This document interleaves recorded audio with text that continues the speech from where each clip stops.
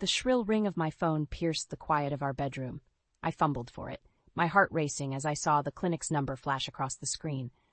This was it, the moment we'd been waiting for. "Hello?" I answered, my voice trembling. "Mrs. Nora Thompson? This is Dr. Patel's office."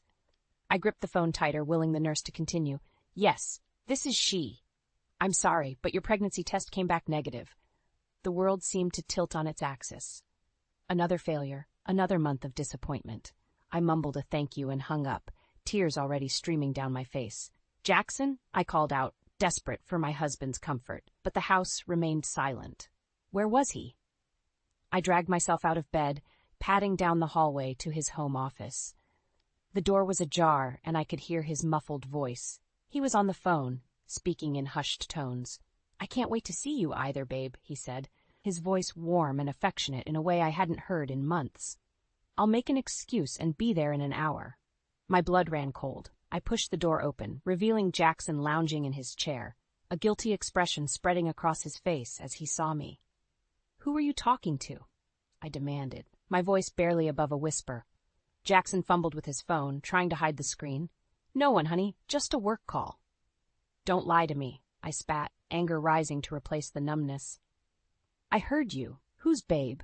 His shoulders sagged, and he had the decency to look ashamed. "Nora, I'm sorry, I didn't want you to find out like this." "Find out what?" I asked, even though I already knew the answer. "I've been seeing someone else," he admitted, unable to meet my eyes. "Her name's Melissa. She's pregnant." The words hit me like a physical blow. I staggered back, gripping the doorframe for support. "Pregnant? But we've been trying for years. How?" Jackson stood, reaching out to me, but I flinched away from his touch. "I'm so sorry, Nora. I should have told you sooner. The truth is, I'm not infertile. It's you. It's always been you." I felt like I was drowning, gasping for air that wouldn't come. "What are you saying?" "I've known for a while that I could have children," he said, his voice cold and detached. I couldn't have them with you." The room spun around me as the full weight of his betrayal sank in. Years of treatments, of hope and heartbreak, all for nothing. And now this final, cruel twist of the knife. "Get out," I whispered, my voice shaking with rage. "Nora, please, let's talk about this," Jackson pleaded, but I was beyond reason. "Get out!" I screamed, grabbing the nearest object, a framed photo of our wedding day, and hurling it at him. It shattered against the wall, a fitting metaphor for our marriage. Jackson ducked, hands raised in surrender. Okay, I'm going. But we need to discuss this eventually. I want a divorce, Nora, a clean break." I watched in stunned silence as he grabbed his keys and wallet, heading for the door. Just before he left, he turned back to me, his expression a mix of guilt and relief. "I really am sorry," he said softly. "I hope someday you can forgive me." The door closed behind him with a final click, leaving me alone in the wreckage of my life. I sank to the floor, surrounded by the shards of our broken dreams, and let out a primal scream of anguish. How had it come to this? 10 years of marriage, of building a life together, all destroyed in a matter of minutes. As the tears flowed freely, I realized with startling clarity that this was only the beginning. Jackson wanted a divorce, and knowing him, it would be anything but clean. I pulled myself to my feet, wiping away my tears with trembling hands. If he wanted a fight, I'd give him one. This wasn't over. Not by a long shot. The library's familiar scent of old books and lemon-scented cleaner greeted me as I pushed through the heavy wooden doors. It had been 6 months since Jackson walked out, leaving me to pick up the pieces of our shattered life. The divorce was final now, a bitter process that had drained me emotionally and financially. But here, surrounded by stories of adventure and romance, I could almost forget the pain. Nora, Margaret, the head librarian, waved me over to the circulation desk, her kind face creased with concern. "How are you holding up, dear?" I managed a weak smile. "One day at a time, Margaret. Thanks for asking." She patted my hand. "Listen, I've been meaning to talk to you about something. Do you have a moment?" My stomach clenched. Was she going to cut my hours? I couldn't afford to lose this job, not now. "Of course," I said, trying to keep the worry from my voice. Margaret led me to her tiny office, gesturing for me to take a seat. "Nora, you've been such a wonderful addition to our team these past few months. Your work ethic, your rapport with the patrons, it's been a joy to watch you blossom here." I relaxed slightly, hope flickering in my chest. "Thank you, Margaret. That means a lot." She leaned forward, her eyes twinkling. "Well, I have some news. Mrs. Jameson is retiring next month, and we'll need someone to take over her full-time position. I'd like to offer it to you." For a moment, I couldn't speak. A full-time job with benefits? It was more than I dared to hope for. "Oh, Margaret," I breathed. "I don't know what to say." "Say yes," she urged, grinning. "We need you here, Nora, and I think you need us too." Tears pricked at my eyes as I nodded. Yes, I'd love to accept." As I left Margaret's office, my phone buzzed. A text from Jackson. My good mood evaporated instantly. "Need to talk. Meet me at Joe's Diner at 7. I stared at the screen, my hands shaking. What could he possibly want now? We'd said everything there was to say during the divorce, but curiosity got the better of me. "Fine," I texted back. "But make it quick." The rest of my shift passed in a blur of shelving books and helping patrons, my mind racing with possibilities. By the time I pushed open the diner's door, my nerves were frayed. Jackson was already there, nursing a cup of coffee. He looked different. Haggard, almost. The smug confidence that had always irritated me was gone, replaced by something I couldn't quite place. "Nora," he said, standing as I approached. "Thanks for coming." I slid into the booth across from him, keeping my expression neutral. "What do you want, Jackson?" He took a deep breath, his fingers drumming nervously on the table. I need your help." I barked out a laugh. "You've got to be kidding me. After everything you've put me through, you have the audacity to ask for my help." "Please, just hear me out," he pleaded. "It's Melissa. She's gone." That stopped me cold. "What do you mean, gone?" Jackson's face crumpled. "She left, took all her things and disappeared. She's not answering her phone. Her family hasn't heard from her. I'm worried, Nora. She's 7 months pregnant with my child." I felt like I'd been punched in the gut. Part of me wanted to laugh in his face, to tell him this was karma for what he'd done to me. But the fear in his eyes was real. "Why come to me?" I asked, my voice barely above a whisper. "Because you're the most resourceful person I know," he said. "And because I trust you. Despite everything, I know you're a good person, Nora. Will you help me find her?" I stared at him, my mind reeling. This was my chance for revenge, to watch him suffer as I had. But could I live with myself if something happened to Melissa or the baby? "I'll think about it," I said finally, standing up. "That's all I can promise for now." As I walked out of the diner, my phone buzzed again, a number I didn't recognize. I answered, my heart pounding. "Hello?" A woman's voice, trembling and scared. "Is this Nora? It's Melissa. I need your help." I stared at my phone in disbelief, Melissa's desperate voice still ringing in my ears. My mind raced, torn between helping the woman who'd stolen my husband and hanging up out of spite. "Melissa," I said, my voice steadier than I felt. "What's going on? Are you okay?" Her sobs crackled through the line. "No, I'm not. I think Jackson might hurt me, or the baby. I don't know what to do." My blood ran cold. Jackson, capable of hurting a pregnant woman? It seemed impossible, and yet, "Where are you?" I asked, already heading to my car. "A motel just outside of town. The Pinewood, room 12. "Please, Nora, I know I have no right to ask, but—" "I'm on my way," I interrupted, surprising myself. "Stay put and lock the door. I'll be there in 20 minutes. As I drove, my thoughts whirled. What had Jackson done to terrify Melissa so much? And why come to me, of all people? The Pinewood Motel was a seedy affair, paint peeling and neon sign flickering weakly in the twilight. I knocked on room 12, heart pounding. Melissa opened the door, her face tear-stained and swollen. Her pregnant belly seemed impossibly large, a stark reminder of everything I'd lost. "Thank you for coming," she whispered, ushering me inside. I perched awkwardly on the edge of the bed, watching as Melissa paced the small room. "Tell me what happened," I said gently. She took a shuddering breath. "Jackson? He's not who I thought he was. At first he was so kind, so attentive, but lately he's become controlling, paranoid. He accuses me of cheating, says the baby isn't his. Last night She trailed off, her hand unconsciously moving to her arm. I noticed the bruises then, peeking out from under her sleeve. Anger flared in my chest. "Did he hurt you?" Melissa nodded, fresh tears spilling down her cheeks. "I'm scared, Nora. I don't know what he'll do next." Before I could respond, my phone buzzed. Jackson's name flashed on the screen. I showed it to Melissa, whose eyes widened in fear. "Don't answer," she pleaded. I hesitated, then declined the call. "We need to get you somewhere safe," I said, standing up. "Pack your things. You can stay with me tonight, and tomorrow we'll figure out a more permanent solution." As Melissa gathered her belongings, my phone rang again. This time, it was a number I didn't recognize. "Hello?" I answered cautiously. "Nora, it's Marianne. I need your help." My heart stopped. "Marianne? My best friend, Marianne." "Who is this?" I demanded, my voice shaking. "This isn't funny." "Nora, please," the voice insisted.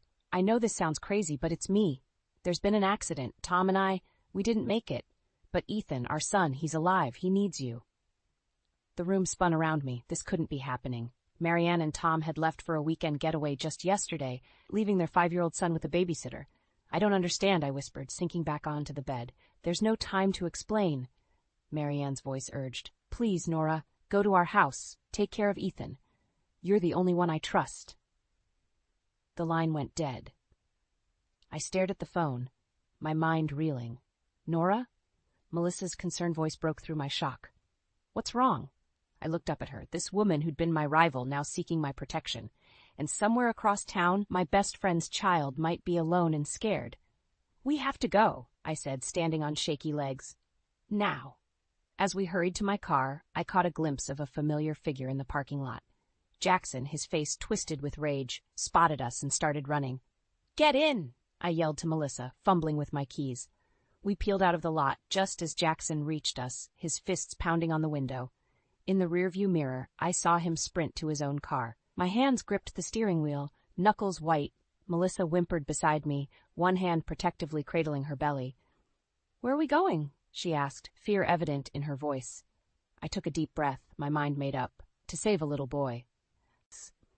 As we sped through the night, Jackson's headlights looming in the mirror, I realized my life had irrevocably changed.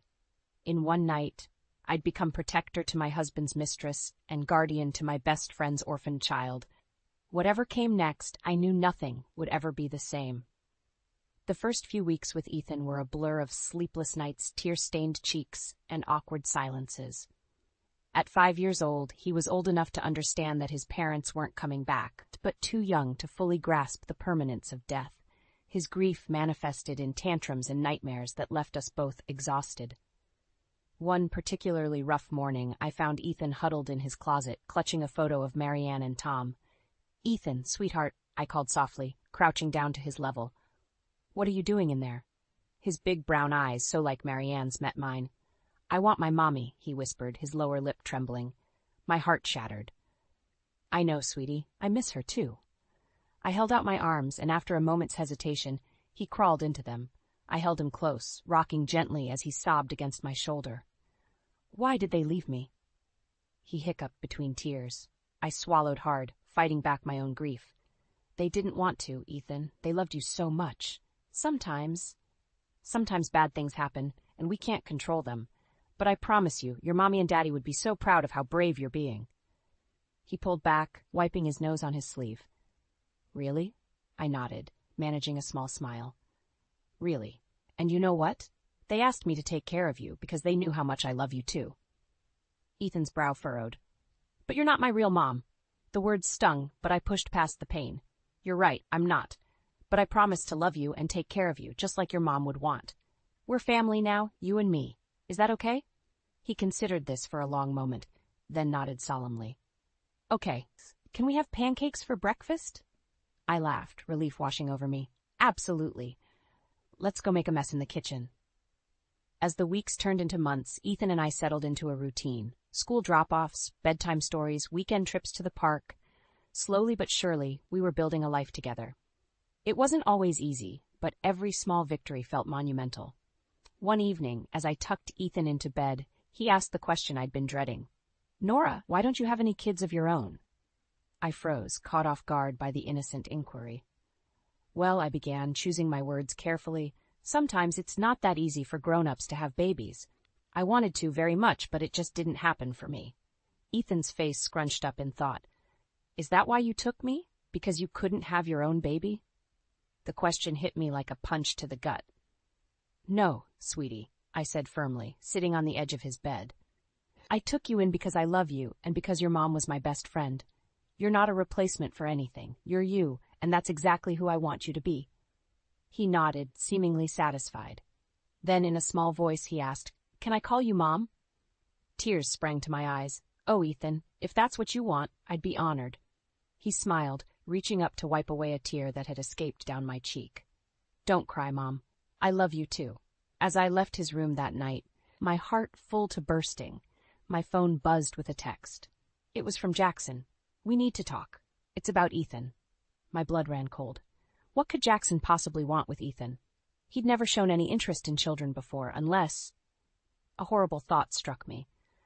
What if Jackson was Ethan's biological father? What if all those years of trying to conceive, he'd been unfaithful not just with Melissa, but with Marianne too? I sank to the floor, my back against Ethan's door, as the implications washed over me. If it was true, Jackson tried to take Ethan away. The life we'd built, the family we'd become, it could all be ripped away in an instant. I looked at my phone, Jackson's message still glowing on the screen. Whatever he wanted, whatever secrets were about to be revealed, I knew one thing for certain. I would fight with everything I had to keep Ethan safe and by my side. With trembling fingers, I typed out a response. "Tomorrow, noon, the park, and Jackson, if you try anything, I swear I'll make you regret it." I hit send, steeling myself for the battle ahead. For Ethan, I'd face any storm, even if it meant confronting the ghosts of my past and the man who'd shattered my world. The supermarket's fluorescent lights buzzed overhead as I navigated the crowded aisles. Ethan chattered excitedly beside me. At 8 years old now, he was a bundle of energy and curiosity, always eager to help with the shopping. "Can we get Lucky Charms, Mom? Please?" He tugged at my sleeve, eyes wide and pleading. I laughed, ruffling his hair. "Nice try, buddy. How about we compromise with some Cheerios?" As we turned the corner into the cereal aisle, I froze. There, examining a box of bran flakes, was Jackson. My heart raced, and I instinctively pulled Ethan closer. "Mom?" Ethan looked up at me, confusion etched on his face. "What's wrong?" Before I could respond, Jackson turned. His eyes widened in recognition, then narrowed as they settled on Ethan. "Well, well," he drawled, a smirk playing at his lips. "If it isn't my ex-wife and her, what should I call him? Rental kid?" Anger flared in my chest. "Jackson," I hissed, "don't you dare." "What? State the obvious?" He stepped closer, his gaze cruel. "How pathetic, Nora. Couldn't have a baby of your own, so you had to borrow someone else's." Ethan's grip on my hand tightened. "Don't talk to my mom like that," he shouted, his young voice ringing through the aisle. Jackson's eyebrows shot up. "Mom? Oh, that's rich. Tell me, kid, does she tuck you in at night and pretend she's your real mother? Does she—" "Shut up!" I snapped, my voice trembling with rage. "You have no right to speak to us like this. Come on, Ethan, we're leaving." As I turned to go, Jackson grabbed my arm.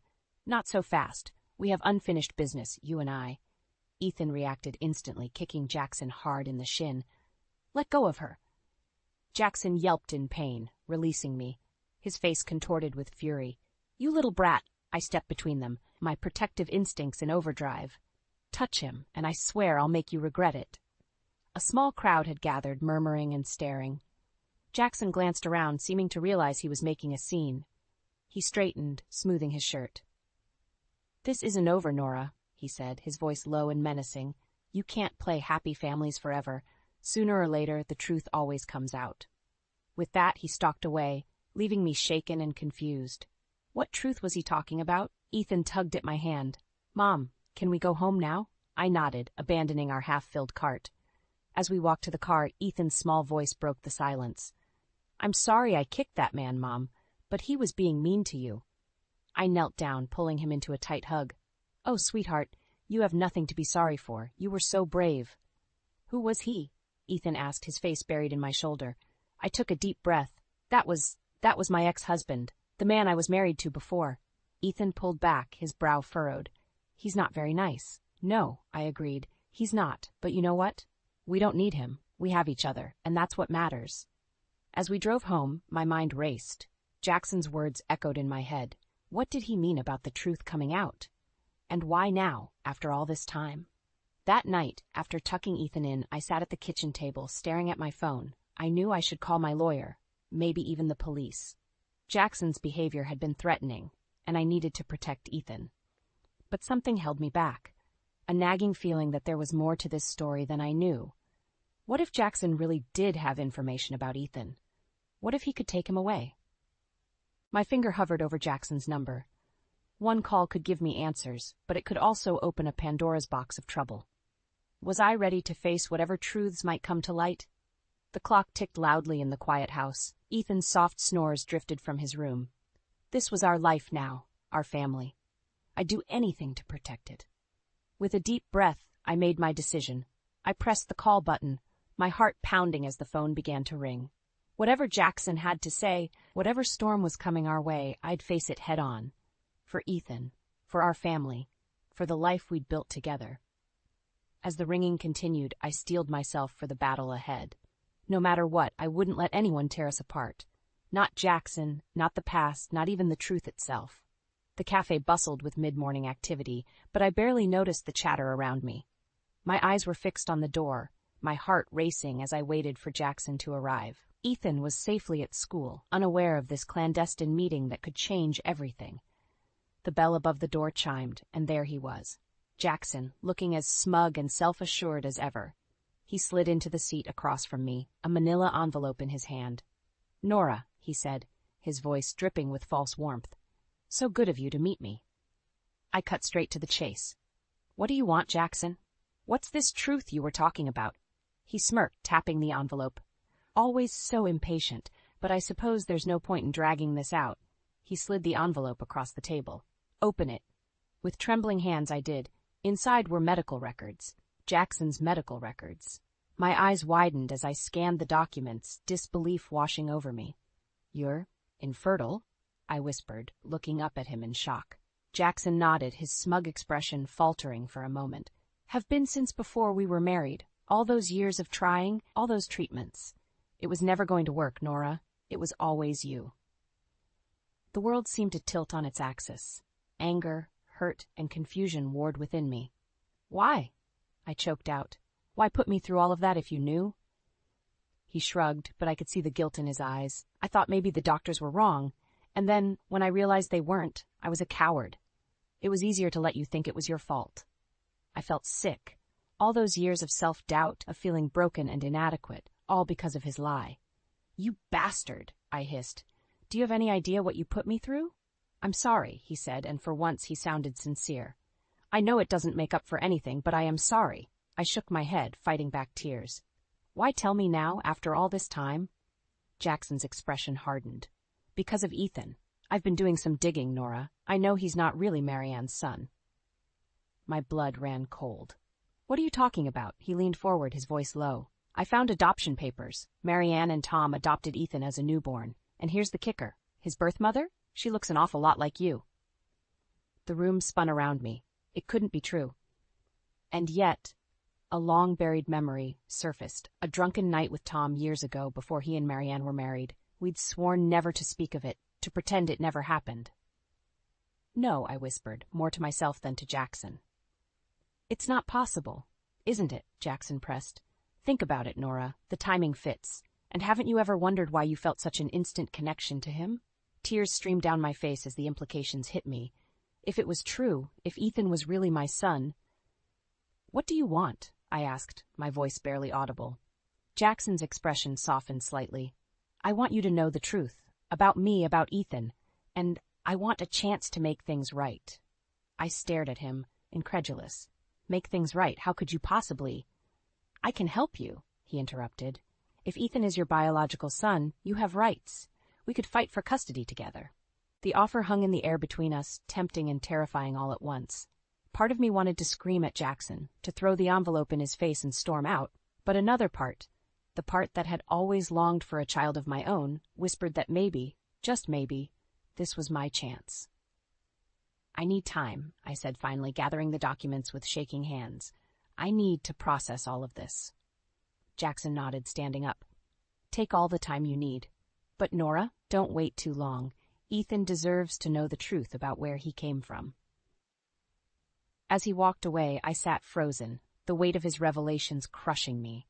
My whole world had just been turned upside down. Ethan, my sweet, brave Ethan, could be my flesh and blood. The child I'd always longed for had been right in front of me all along. But claiming him as my own would mean destroying the life we'd built together. It would mean shattering his memories of Marianne and Tom, the parents he'd loved and lost. Could I do that to him? Could I be that selfish? As I left the cafe, my mind reeling, I knew I faced the most impossible decision of my life. The truth was out there now, waiting to be acknowledged. And whatever choice I made, nothing would ever be the same again. The university campus buzzed with excitement as proud families gathered for graduation day. I stood at the edge of the crowd, my heart swelling with pride as I watched Ethan, now a handsome young man of 22, adjusting his cap and gown. "Mom," he called, waving me over. "Can you believe it? I'm finally done." I hugged him tightly, blinking back tears. "I'm so proud of you, sweetheart. Your parents would be too." A shadow crossed his face at the mention of Marianne and Tom, but he quickly smiled again. "I know, and I'm grateful for you, Mom, for everything." As we made our way towards the auditorium, a familiar voice stopped us cold. Well, if it isn't the happy family." I turned to see Jackson standing there, looking older but still as smug as ever. Ethan tensed beside me. "What are you doing here?" I hissed, stepping protectively in front of Ethan. Jackson smirked. "Can't a man congratulate his stepson on his big day?" Ethan's eyes widened in confusion. "Stepson? What are you talking about?" My heart raced. I'd never told Ethan the truth about his parentage, always planning to wait for the right moment. But now, Jackson was threatening to ruin everything. "It's nothing, Ethan," I said quickly.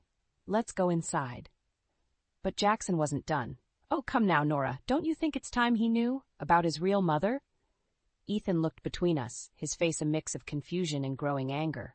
"Mom, what's going on?"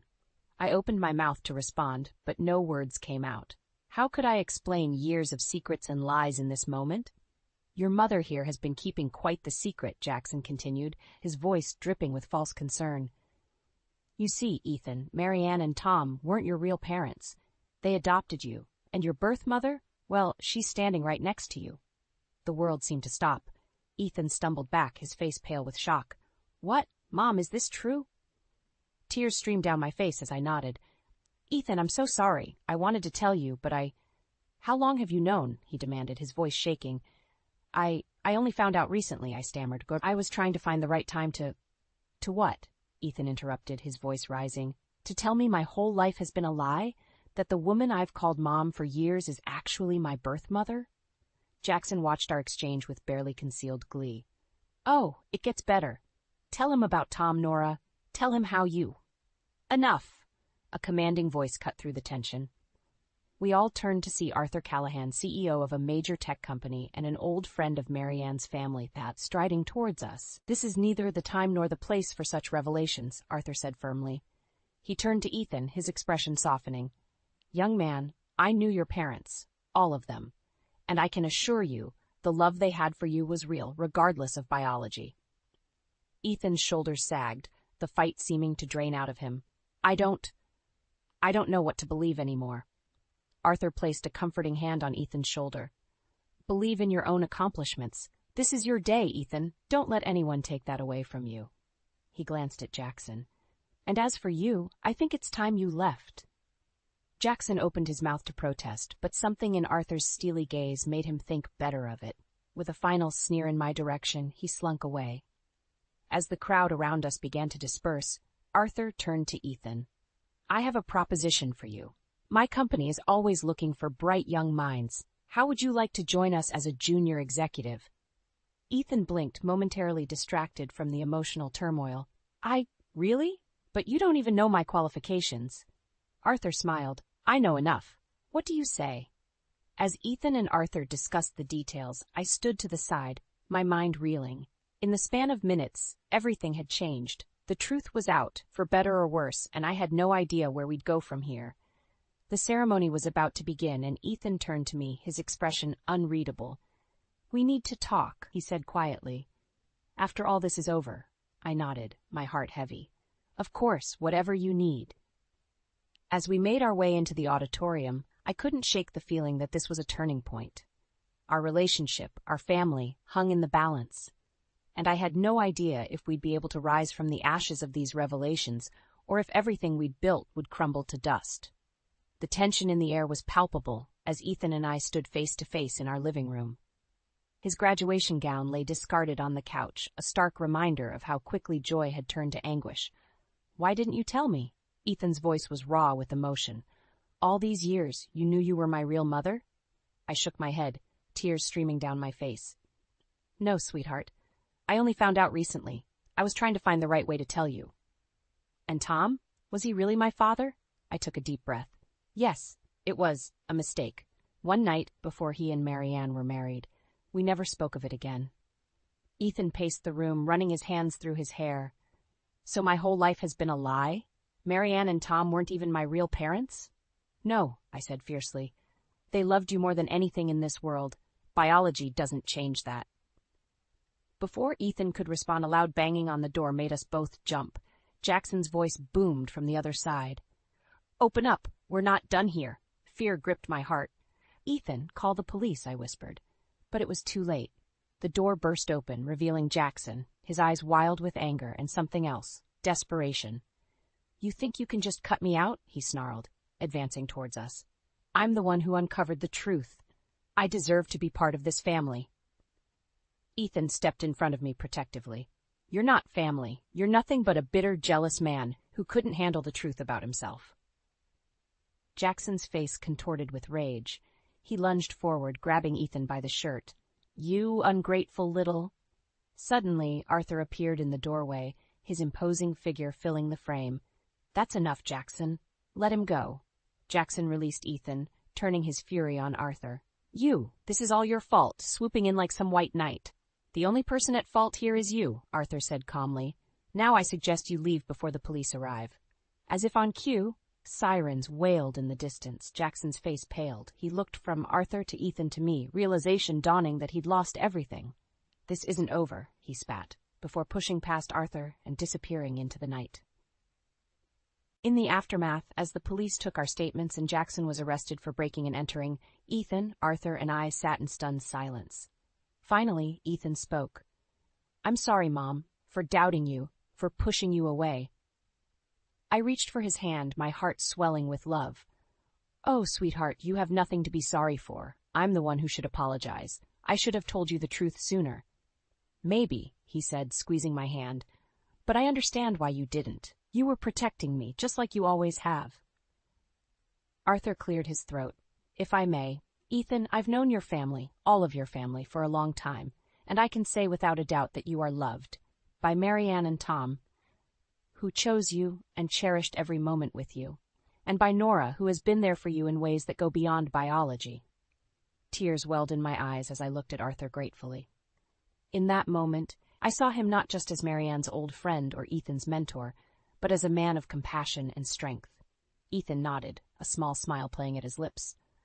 "I know, it's a lot to process, but I'm glad I know the truth now. And I'm glad you're my mom, Nora. Both of you, you and Marianne." As the night wore on, we talked, really talked, about everything. The past, the present, our fears and hopes for the future. And as the first light of dawn crept through the windows, I felt a sense of peace I hadn't known in years. Ethan yawned, stretching. "I should get some sleep. Big day tomorrow, starting the new job and all." As he headed to his room, he paused, looking back at Arthur and me. "You know, you two make a pretty good team." With that, he was gone, leaving Arthur and me alone. We looked at each other, a spark of something new and exciting passing between us. "He's right," Arthur said softly. "We do make a good team." I smiled, feeling the weight of the past lifting from my shoulders. "Yes, we do." As Arthur took my hand, I realized that this wasn't just an ending, it was a new beginning. For Ethan, stepping into his future with the truth as his foundation. For me, finding love and companionship when I least expected it. And for all of us, as a family, bound not by blood or obligation, but by choice and love. The road ahead wouldn't be easy, but for the first time in a long time, I was excited to see where it would lead. Together, we would face whatever came our way, stronger and more resilient than ever before. "You little home-wrecking bitch!" The venomous text from an unknown number glared at me from Clayton's phone screen. I felt like I had been punched in the gut as I read through the rest of the messages, each one more vile than the last. "You think you can just waltz in and replace my mom? You're nothing but a gold-digging whore." My hands began to tremble as the full weight of the words hit me. This had to be from Brielle, Clayton's daughter from his previous marriage, the one he spoke about so fondly, yet I had never met. "I'm going to make your life a living nightmare, you deceitful snake." Tears stung my eyes as I dropped the phone onto the coffee table, flooded with a toxic mixture of shock, hurt, and anger. How could a teenage girl I had never even met despise me with such vitriol? The front door opened and slammed shut as Clayton rushed in from work, briefcase in hand. "Leona, you home, babe?" I remained frozen on the couch, unable to find my voice to respond. Clayton rounded the corner into the living room, his expression shifting from bright smiles to knitted concern when he saw my distressed state. "Hey, what's wrong?" He immediately closed the distance between us, taking a seat by my side. I could only mutely point at his phone lying on the table. Clayton's brow furrowed in confusion as he scooped it up to inspect the screen.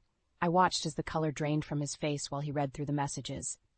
"Oh, God," he muttered under his breath, dragging a hand down his face. "Brielle? Is that seriously from your daughter?" I demanded, the words finally finding their way out amidst my anger. "What the hell, Clayton? What did I ever do to her to deserve being called such horrible things?" Clayton opened his mouth to respond, but I cut him off, feeling an onslaught of pent-up emotions from the past few months bubbling over.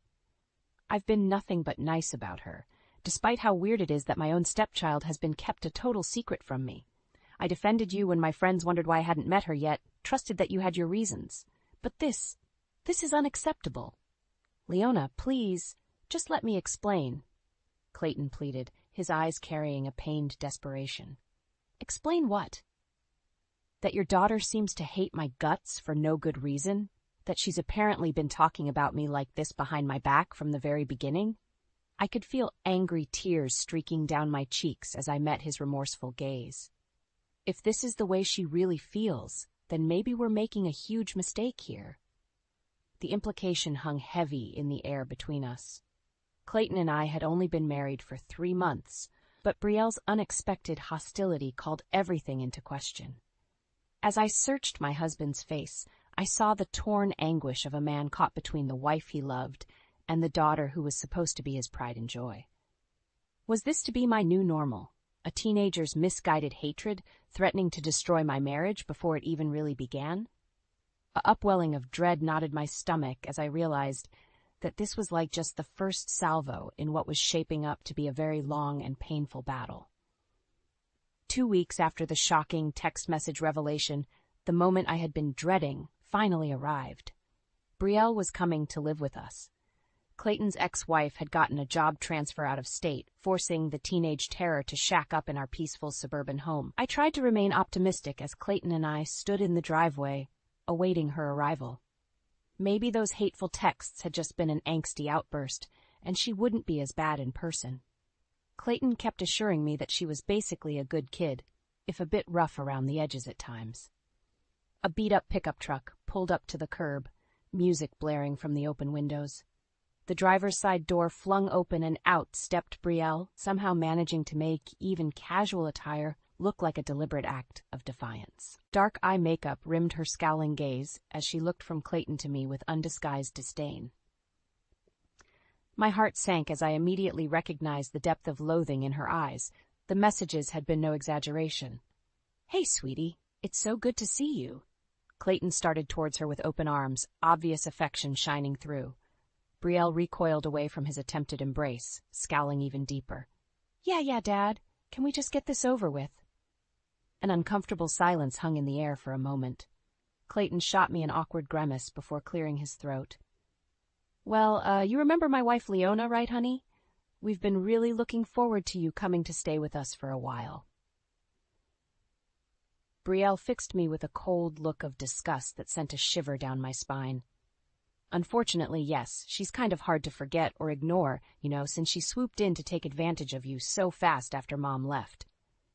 My jaw dropped at the brazen accusation dripping with venom. "Excuse me? That is extremely uncalled for, young lady. I think you owe me an apology right this instant." "Ha! And she's self-righteous too. How charming," Brielle sneered with a mocking laugh, cutting off my outraged retort. "Trust me, Dad, this is going to be a real treat living with the wicked stepmonster from hell." I felt Clayton tense beside me, finally shifting into disciplinary mode. Brielle Elizabeth Coleman, you watch your mouth. That's no way to speak to Leona after everything she's done to welcome you here. Brielle rolled her eyes so hard it should have strained them. Whatever, I didn't ask for any of this welcome charade. I totally saw through this sham from day one. With a defiant toss of her hair, she stormed past us towards the house, shoving Clayton's reaching arm aside as he tried to stop her. The sound of her truck's driver's side door slamming shut made me flinch. My husband turned to me with a pained, apologetic look. Leona, I'm so sorry. I don't know what's gotten into her lately. Spare me, I spat out, feeling the bulwark of my self-control cracking under the verbal onslaught. Your daughter is a vile, disrespectful little monster who seems determined to make both our lives miserable. And if you can't see that or don't plan to do anything about it, then we have an even bigger problem here. Whirling away from his stunned expression, I stormed into the house and up to the guest bedroom, fighting back angry tears streaking my cheeks. That girl was going to rue the day she decided to take me on. I would make sure of it. If this was how Brielle wanted to play, then game on. That sociopathic brat had just awoken a petty, vengeful side of me that would stop at nothing until she got her bitter attitude in check. One way or another, I was going to make that little monster respect me as the woman of this household. Even if I had to resort to devious, underhanded measures to do it, the gloves were officially off. Things only went from bad to worse after Brielle's dramatic arrival. Over the next few weeks, her behavior became increasingly unhinged and disruptive. She would blast music at all hours, leave messes everywhere, and routinely insult or disparage me to my face. Clayton tried to play referee, but nothing seemed to get through to his darling daughter. The worst incident happened when I was throwing a housewarming party with friends from my book club. I had spent days making sure every detail was perfect, from the decorations down to the inspired menu selections. This was my opportunity to make a good impression on the neighborhood wives who had initially been skeptical about my hasty marriage. Of course, Brielle saw fit to go out of her way to try sabotaging my big evening. It began with her stalking around the party in an obscenely skimpy outfit, guzzling beer and cursing up a storm right in front of my prim guests. Their expressions of shock and disgust were palpable as she made crude, inappropriate jokes at every opportunity. When I pulled her aside and firmly ordered Brielle to go to her room until the party was over, she loudly called me a stuck-up prude within earshot of everyone gathered. I felt my cheeks flaming red as the guests looked on in mortified silence. Finally reaching my limit, I threatened to call the police and have Brielle taken away if she refused to behave. That twisted smirk crossed her lips, the same one I had come to dread more than anything else. Yeah, sure, you go ahead and do that, she sneered. I'll just tell the nice officers all about how you slapped me around last week while drunk for no reason. They'll have to take your abusive ass to jail instead. It was a bald-faced lie, but there was no doubt in my mind Brielle would follow through on her threat. She had created the perfect scenario to make me look like a villain in front of everyone. Shaking with rage and humiliation, I watched helplessly as Brielle slinked off without another word. A couple of my friends began whispering and pointing, stealing furtive glances in my direction as the wretched drama unfolded. I could only wonder what kind of sordid gossip that evil girl had planted in their minds. The rest of the evening was nearly ruined for me. No matter how hard I tried to get back into hostess mode and act like nothing had happened, a dark pall had been cast over the festivities. My book club ladies kept their distance, offering me tight smiles and quickly changing the subject any time Brielle's behavior came up. Clayton finally arrived home when it was nearly over, oblivious to the chaos. His apologetic expression told me he had already gotten an earful from Brielle about her warped perspective of the night's events. I didn't even bother arguing with him when he pulled me aside with a grim look and insisted we talk it through. She's out of control, absolutely out of control. I caught the other wives murmuring to her friend as the last remaining guests made their way out the door. They both cut their gazes sheepishly towards me, as if they had been caught talking behind my back. Something needed to be done about Brielle, that much was crystal clear. Her venomous campaign of terrorizing me had now bled over into tainting my entire social circle's view of me, too. She wouldn't stop until she had painted me as a wicked, abusive monster to everyone. But what options did I have? Every time I tried to discipline her, Brielle would twist the story to make me seem even worse. And Clayton was too distracted with work and blinded by fatherly love to see the true depths of his daughter's depravity. As if reading my chaotic thoughts, Brielle flashed me a poisonous smile from across the room and mouthed a single word: checkmate. The vicious brat thought she had already won, that I was beaten into submission. But something inside me hardened with firm resolution in that moment.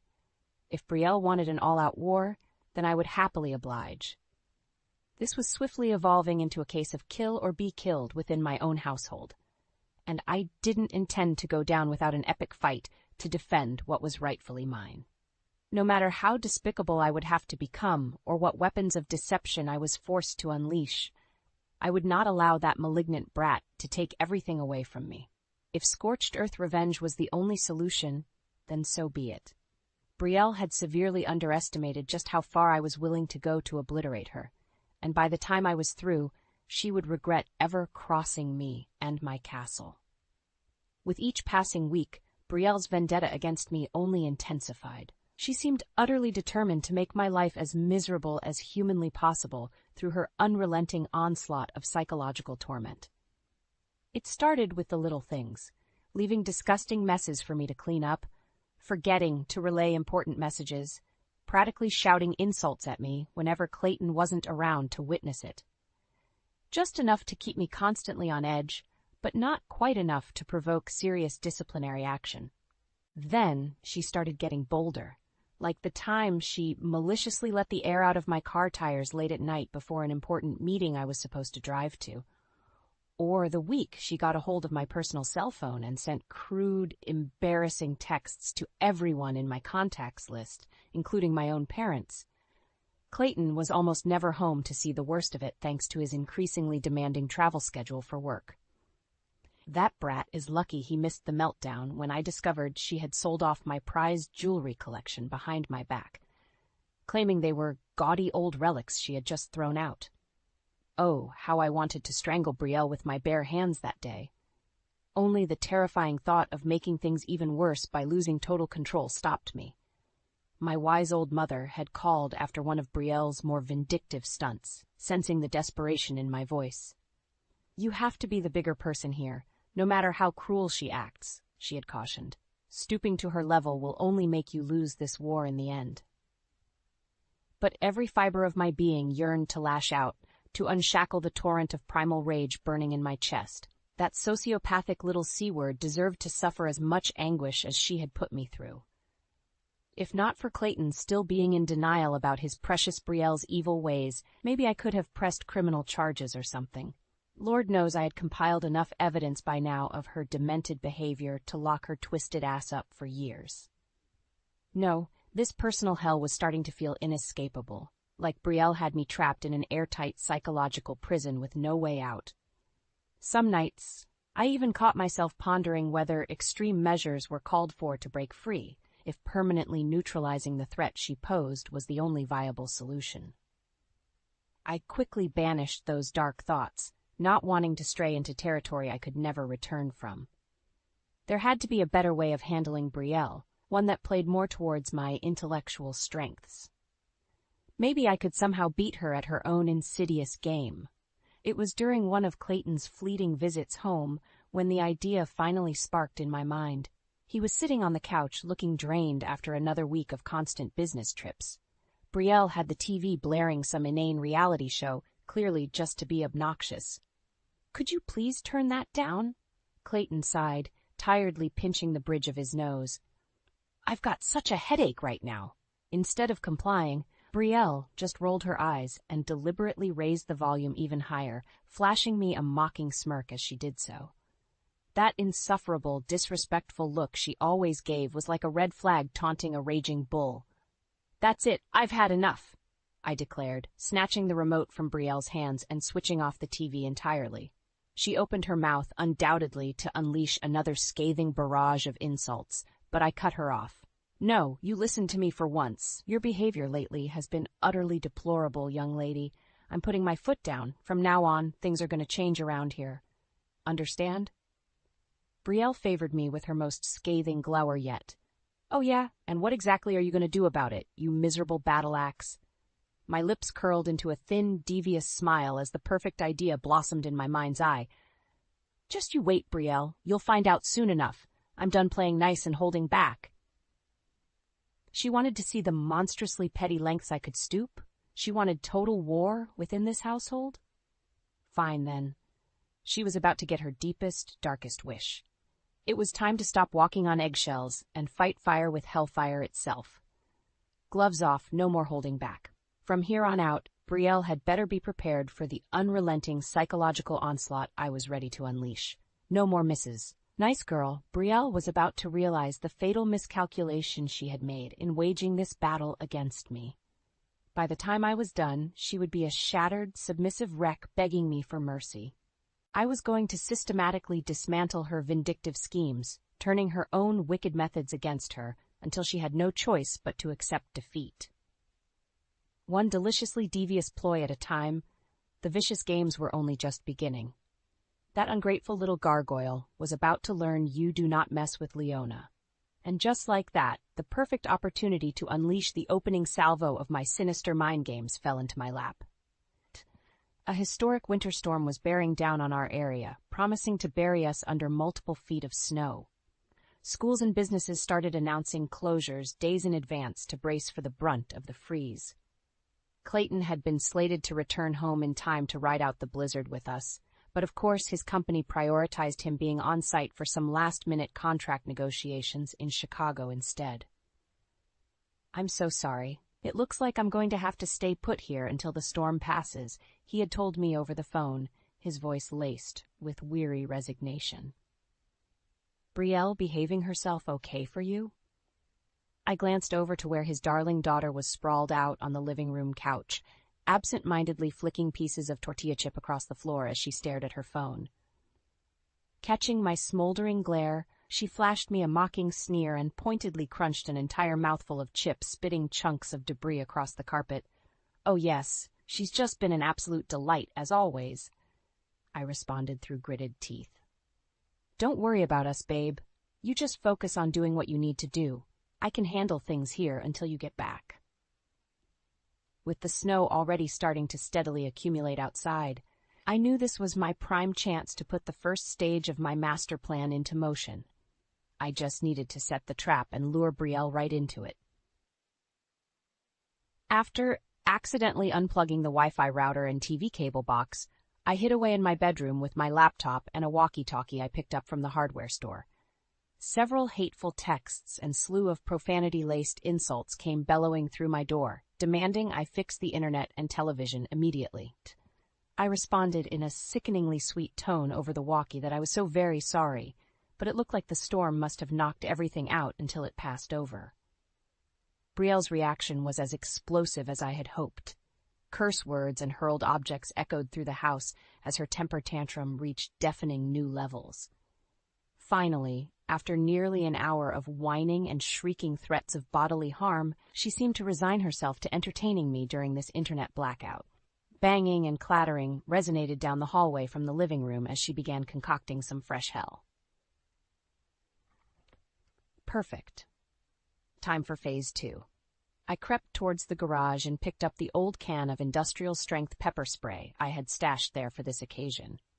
Just a few well-aimed bursts throughout the living room and kitchen, concentrated around Brielle's little nest. The screams of agony and sputtering, hacking coughs music to my ears as the noxious fumes no doubt swirled around her in a scorching crimson haze. I could picture Brielle's eyes watering and burning, her throat convulsing as she gagged for clean air. What the hell is this? Oh God, I can't breathe, she wailed between anguished coughing fits. Leona, you crazy bitch, I'll kill you for this. Phase 3 was ready. I texted Clayton to let him know the storm must have disrupted the air quality systems, filling our home with exhaust fumes that were rapidly becoming dangerous. I tearfully begged him to send an emergency crew to come extract Brielle and take her somewhere safe, away from the toxic air. He promised to summon the fire department immediately. Of course, by the time they arrived on scene, the pepper spray's effects would have already started to wear off on Brielle, leaving only her streaming eyes and lingering raspy throat as evidence something had been amiss. But she was hysterical enough by that point to corroborate there had been contaminants leaking into the house, making it unsafe. Within the hour, I stood in the doorway watching with deep satisfaction as Brielle was loaded into an ambulance, still coughing and swearing vengeance against me through choked gasps. That miserable little wretch looked utterly pathetic, exactly the way I had envisioned when hatching this plan. Everything had gone perfectly. As the vehicles pulled away and the blizzard howled outside, I made my way back inside, alone at last in the eerie silence. A triumphant smile crept across my face as I imagined Brielle's outrage when she eventually realized her surroundings were not contaminated after all. That I had masterminded this whole scheme just to have her forcibly removed and trapped elsewhere. While she was stuck in the evacuation shelters, I would be free to focus on preparing the next, even more devastating psychological torment designed to shatter her spirit once and for all. The opening shots had been fired, the chess pieces moving into position. This was only the beginning of my merciless crusade to make Brielle's life a living nightmare of carefully calculated cruelty. The fun and games were just getting started. 3 agonizingly long days passed before Brielle was finally allowed to return home. I could only imagine the torrent of vitriol she must have unleashed upon being released from that shelter, berating the poor staff about the toxic leak that had turned out to be nothing.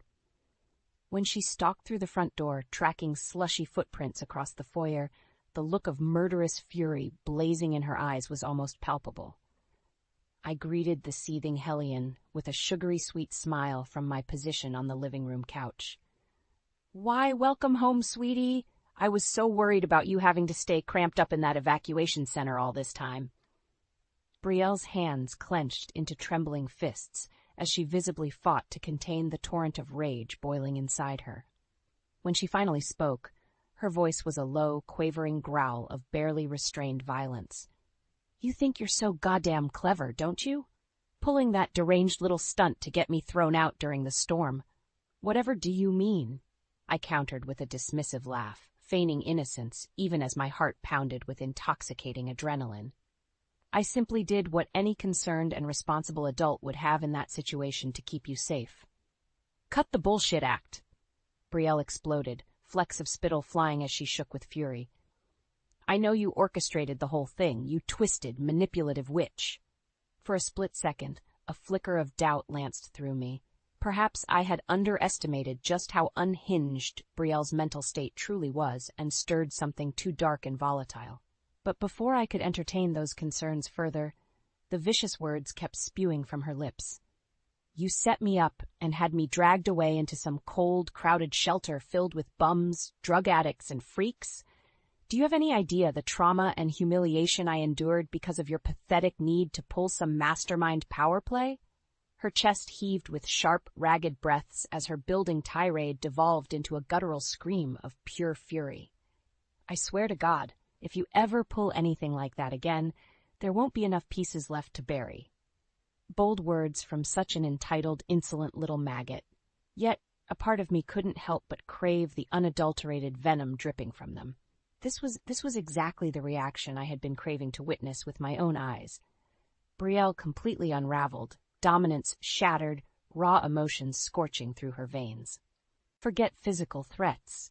It was her vulnerability in these moments that provided the ultimate high.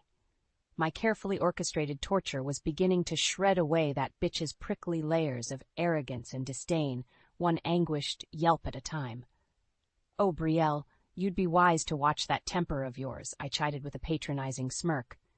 "Getting so worked up isn't at all becoming of a young lady." "Fuck you." The snarled retort nearly caused me to shiver with delight.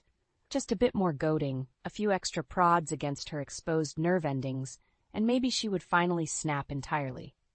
Suddenly, an idea sparked in my mind. One last push to drive her right over the edge into full-fledged meltdown. Keeping my features carefully impassive, I rose from the couch and began strolling across the room, all while reaching into my pocket to extract a small object. Brielle immediately tensed further, fists clenched and body braced for an attack as she watched me approach with narrowed, hateful eyes. Yet, when I extended my hand towards her, she recoiled in surprise to find I was merely holding a voice recorder. With a flick of my thumb, I let the device's replay function burst to life, filling the crackling silence between us. Won't be enough pieces left to bury.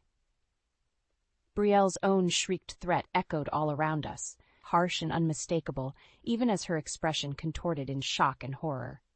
A coldly triumphant smile curled across my lips. You hear that, you vicious little gargoyle? I have all the evidence I need of your murderous inclinations right here, safely preserved. So go ahead, make good on your psychotic ramblings and try to make a move against me. She opened her mouth, but I swiftly cut her off with a cruel chuckle. No? Nothing to say now that the tables are turned? That's what I thought. You're not quite as tough as you try to play off when you're the one left dangerously exposed. It was delicious to watch Brielle's face flush with impotent rage and humiliation as she realized her own malignant temper had been used to entrap her. The vicious, uncontrolled outburst rendered absolutely toothless by the mere flick of a switch. Basking in the surge of power, I pressed my advantage by leaning in close to deliver the final verbal barbs in a low growl. Consider this your one and only warning, little girl. Open that hateful, entitled mouth of yours to threaten me again, and Clayton will be getting an earful of this recording, along with a call to the police. So why don't you be a good brat and run along before I really lose my patience? Brielle's lips mashed into a thin, bloodless line as a muscle danced in her jaw, awash with seething yet trapped anger. All I could do was smile as I watched her turn on a booted heel and stalk away towards her bedroom, deflated and defeated. The first great victory was mine. She had just been driven home nice and hard just how outmatched she truly was in this war. But far from sating my appetite for revenge, that fleeting taste of dominance left me ravenously hungry to completely shatter her pathetic bravado once and for all. This was just the opening parry of what promised to be an utterly brutal, drawn-out psychological beating. I would break her down piece by degrading piece until there was nothing left but a whimpering, broken shadow to scurry away from my mere presence. And she would have no one to blame for creating the torment, but her own vile conduct and disrespect that had sealed her torturous fate. Let the games continue, and may the cruelest bitch reign victorious. Clayton's return home was like a brewing storm front finally breaking. The tension crackling through the air over the past weeks reached a fever pitch, ready to erupt in a maelstrom of harsh truths. I had prepared myself for this inevitable confrontation by stockpiling an arsenal of damning evidence against Brielle. Every threatening text message, insulting voicemail, video clip of her belligerent meltdowns, it was all meticulously catalogued and primed to unleash upon his arrival. The vicious hostility simmering between Brielle and I was impossible to ignore as soon as Clayton walked through the door. He paused in the entryway, shoulders slumping wearily as he took in the potent atmosphere of silent fury. "Why does it feel like a war zone in here?" Brielle immediately opened her mouth, undoubtedly to spew forth a litany of twisted lies and manipulated half-truths about the torment I had been subjecting her to. But I swiftly cut her diatribe off before those poisonous words could do any further damage. "Save it, Brielle," I snapped, leveling an accusatory glare at the petulant brat still poised to launch into hysterics. "Your father's finally going to learn about the reality of your depraved conduct in this household. No more smoke and mirror games from you." Clayton's brow furrowed in obvious confusion and concern as I snatched up the thick file folder crammed with indisputable proof. With a defiant toss of my hair, I thrust the catalog of compiled evidence towards his chest, forcing him to reflexively take hold of it. "Take a good long look through there, dear husband, if you can stomach it. Maybe then you'll finally accept the harsh reality of what kind of toxic, abusive monster your precious little angel has been acting like towards me." "Leona, what is all this?" Clayton sighed, flipping through a few pages with a pained grimace. I could practically see his natural defensiveness already beginning to flare up in protection of his child. "Evidence!" I shot back fiercely. Documented proof of the unrelenting torment your deranged offspring has been putting me through for months now." Brielle tried to protest, indignant sneers and scowls already contorting her features, but I swiftly rounded on her with bared fangs. "Don't even try denying it, you miserable little wretch. I have everything right here. Recordings, videos, written transcripts, the entire ugly truth all laid bare at last. Just try and talk your way out of this with more of your sickening compulsive lies." Clayton's patience had clearly reached its limit. Snapping the folder shut, he fixed us both with a stern, commanding glare that immediately quelled the dueling outbursts. "That is enough from both of you.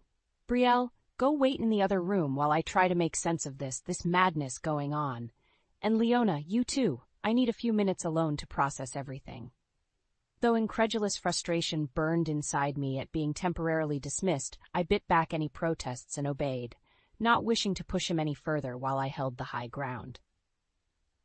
As I stalked out of the room, I noticed Brielle remained rooted in place, arms crossed defiantly. "Did you not hear me?" Clayton's raised voice carried an unmistakable air of authority none of us dared defy. "I said go wait and let me handle this." Brielle shot me one last withering glare of pure loathing before slinking off to the other room without a word.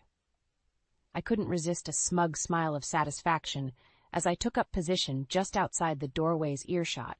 It would be so delicious to hear Clayton righteously tearing into her after her reprehensible antics. The muted tones of his lecturing voice rumbled for nearly an hour, punctuated by her occasional terse interjections, quickly silenced. At one point, a particularly harsh bark of rebuke made me almost feel a twinge of pity for the scalding parental onslaught she was undoubtedly absorbing. Almost. For all the agony and humiliation Brielle's rained down on me, this verbal flaying would barely begin to equate fair retribution. She deserved far worse than just a censuring lecture, and once Clayton calmed down, perhaps I would be able to convince him she needed even harsher repercussions. Finally, the door creaked open, and Clayton reappeared looking utterly crestfallen and drained. His eyes swam with warring emotions, disappointment, anger, shame, as they settled wearily on me. "Leona, I can't even begin to find the words to describe how sorry and appalled I am at the way Brielle has been behaving. This is utterly unacceptable conduct, and it ends right now." "You believe me, then?"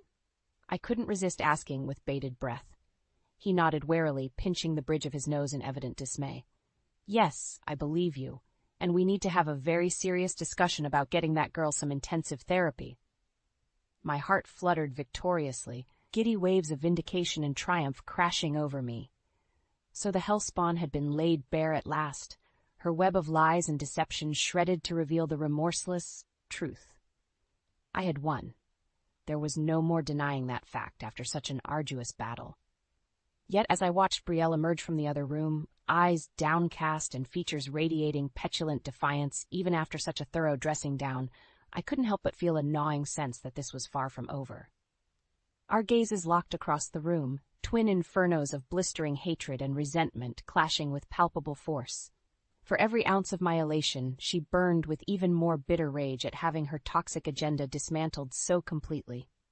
This was meant to be the end, her ultimate comeuppance after so many transgressions. But staring into those merciless eyes, I felt an ominous chill trickle down my spine. Perhaps all I had really accomplished was to ignite an even fouler blaze yearning for its own vengeance. In the aftermath of that fateful confrontation, an uneasy truce settled over the household. Brielle seethed in sullen silence, no longer directing open hostilities my way, yet still radiating palpable resentment whenever we occupied the same space. For my part, I basked in the glow of hard-won vindication, savoring my triumph over her vile scheming. Clayton remained utterly dismayed by the entire messy situation, vacillating between disappointment in his daughter's unrepentant conduct and disappointment in himself as a father. Lengthy screaming matches punctuated by deafening silence became the new norm as he struggled to find a path forward. "She needs professional help, Leona. This level of anger and acting out isn't normal. It's something deeper and more disturbed." I nodded in solemn agreement as we sat together one evening after another. Unsuccessful attempt at a family discussion had dissolved into explosive tirades. "You're right. As much as I would love nothing more than to simply wash my hands of that malignant brat altogether, enabling her toxic behavior any further isn't an option. Clayton sighed, features etched deep with weary resignation. I think it may be time to send her back to her mother's permanently. Get Brielle into an intensive program somewhere to get the help she so desperately needs before her issues metastasize even further. The balm of those words was soothing to my very soul, a chance to finally excise the poisonous influence from our lives once and for all. Yet I maintained a carefully impassive expression, not wanting to appear too eager. If you truly believe that's best, dear, then you have my full support.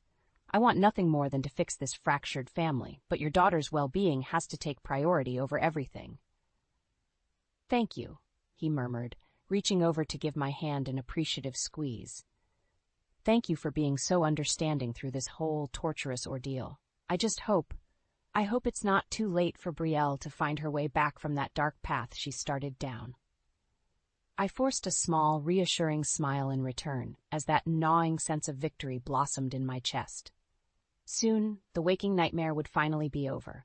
Unsurprisingly, Brielle's reaction to the news about being sent away for treatment bordered on outright hostility. She ricocheted wildly between scathing insults, venomous threats, and desperate, pleading promises to behave, anything to cling to even a shred of control over the deteriorating situation. But Clayton's mind was made up, his patience and tolerance utterly depleted by her toxic conduct. Brielle's vindictive tantrums could no longer sway him. She had simply crossed one line too many, somewhere along the way. The day she was due to depart, a tense pall hung over the house. I couldn't quite conceal a slight satisfied smirk when she descended the stairs with her belongings in tow, glowering daggers in my direction. Enjoy your freedom while it lasts, she hissed under her breath as we passed in the hallway. One of these days, you'll get yours. I arched an eyebrow but otherwise remained impassive, causing her eyes to narrow into hateful slits.